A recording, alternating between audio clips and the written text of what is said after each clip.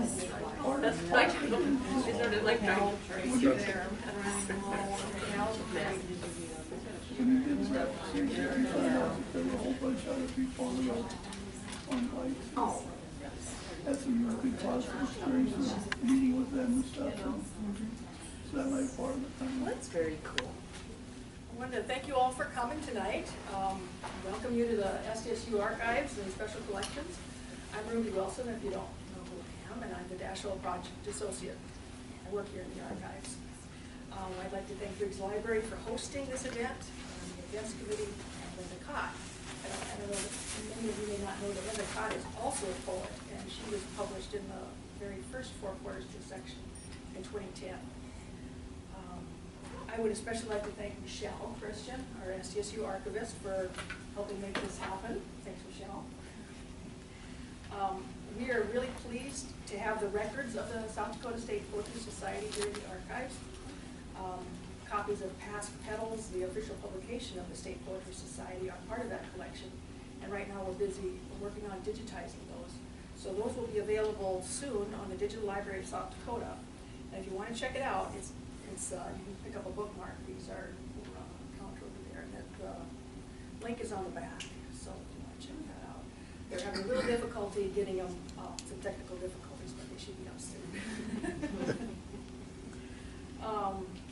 I would, and the past book, I want to say a little bit more about that. It was first published in 1926, and it's the oldest poetry journal in continuous publication in the National Federation of Poetry Societies. If you're interested in buying books, there will be some available. You can check with any one of us that will be speaking tonight to purchase a book after the reading, and we'll be happy to sell it for you. Now, I'd like to introduce the editor of this volume of Four Quarters to a Section, Christine Stewart-Nunez. Christine is the author of 5 poetry collections. Her most recent is Postcards on Parchment, winner of the 2007 EDZ Poetry Contest. She's professor of English here at SDSU.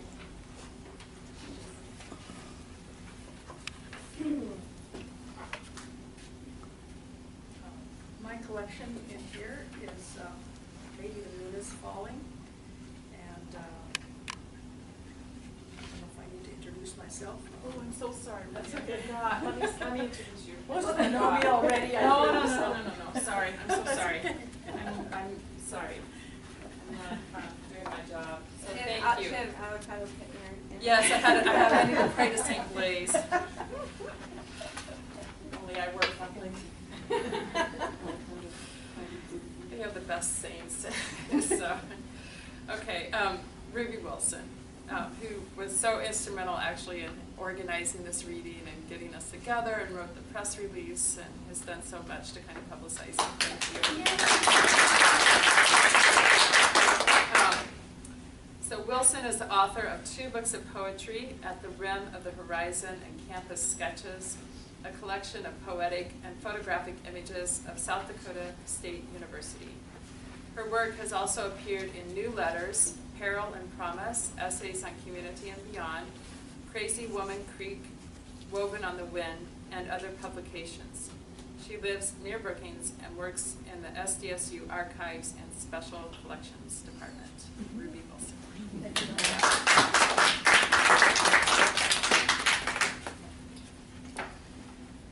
My chapbook is called Maybe the Moon is Falling, and I'll read the title poem first. It was written about this time of year. I like to go out for walks at night and look at the sky, so this is called Sky Race. The clouds scoot past the moon, or maybe the moon is falling through the motionless, splotchy clouds until it is snagged in the branches of the Russian olive tree as the clouds race past, casting shadows on the gravel road, while I get dizzy watching, wondering who will win.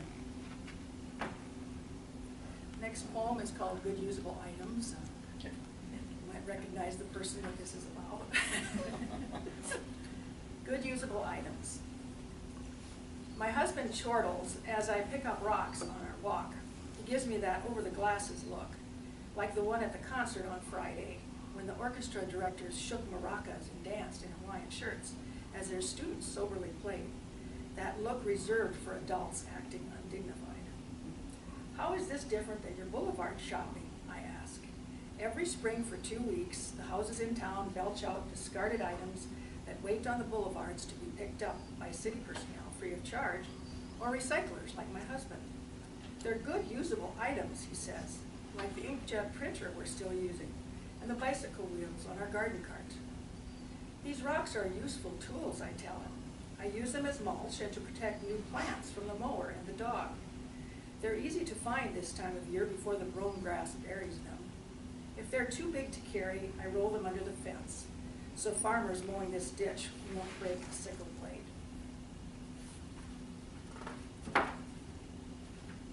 I sometimes see people carry weights in both hands as they jog on the bike trail. This is good weight-bearing exercise to improve my bone density, I say, as I alternately flex my arms and lift the rocks over my head. A friend of mine once asked her husband to give her a 4-foot rock for their lawn as an anniversary present. He gives me another look as he trudges along, his jacket pockets bulging with 20 pounds of rocks he's carrying for me. And this next poem is about being a mom.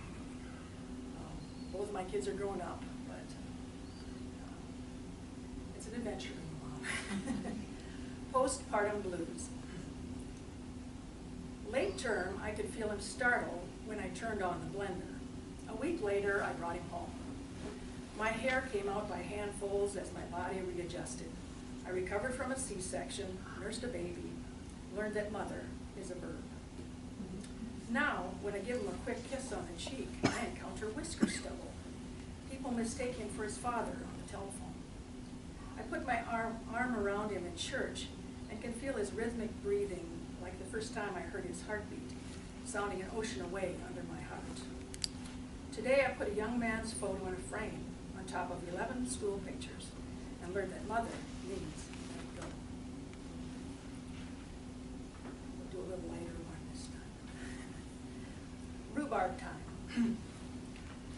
I dig through a box of mom's stuff in the basement to look for her recipe so my son can make rhubarb pie for his girlfriend. I find mom's old rusted metal toolbox filled with recipes torn out of newspapers, written on napkins, and on blank receipts from the luncheonette where she worked as a cook. She saved most of her wages to help pay for our college education. Here's one for fork cookies from Mom. Good. Oh look, here's a letter I wrote to her after I'd been married for a year, with recipes for whole wheat applesauce muffins and baked winter squash. My gosh, how many zucchini recipes does she have?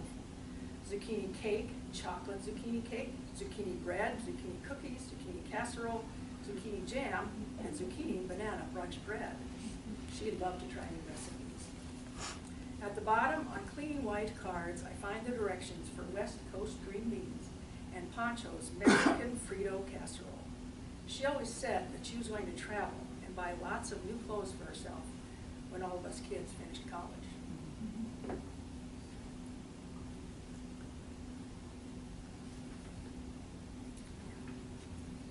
This one is installing an outlet. Your hands fan out on the concrete block wall of the basement as you drill holes for a dryer outlet in your first home. When you were just a few weeks old, we took you around the courthouse where your father worked. One of the women said, "Look at those hands. You'll be a piano player with those long fingers." Had I encouraged you to take piano, would you be filling the concert halls now? Those fingers never fit too well around a baseball bat or inside a catcher's mitt. They fluttered over the valves of your euphonium at All-State Band, held the bow, and fingered the frets of your cello in high school orchestra. Today, they glide over the keyboard of your computer at work, and in 2 weeks, we'll hold a wedding band.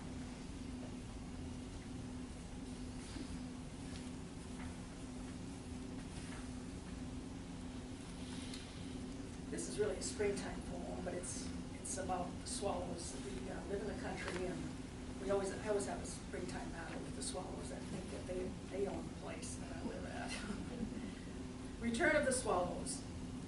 I dread their annual arrival like a visit from a rude acquaintance.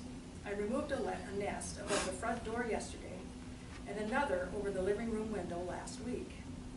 They seem not to notice 3 hungry cats living in the garage who often cross the rafters, just take naps in the attic. Maybe I would miss them if they didn't return, slamming the garage door in their faces, waving my arms in the air, yelling, "Out, out," while one stares at me from his perch above the garage light fixture. A blade of grass hangs out of his beak, the side of his beak, like a cigarette.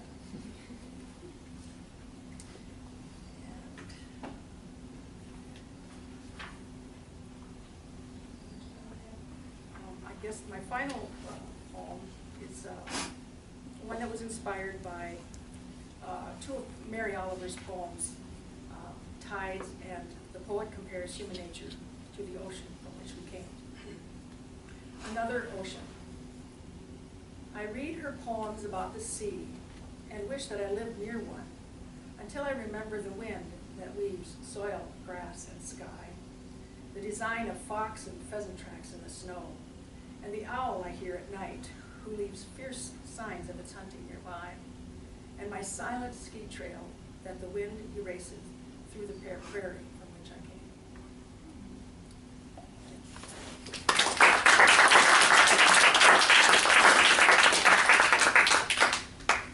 And our next reader is Glenda Wall. Wall is a retired educator who has lived in South Dakota the majority of her life. Her interests are religion, history, sociology, politics, and gardening. She maintains that all 5 are bound together at the root. Walth is married with 3 grown children and lives in Brandon with her husband, Robert. Storm Warning is her debut collection.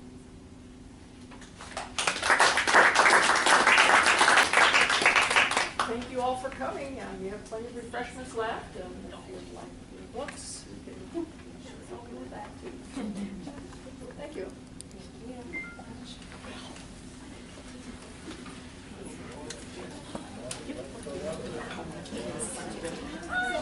Oh, and I appreciate it. I don't want introductions. I don't want to see what's on. But you have me registered. Thank you.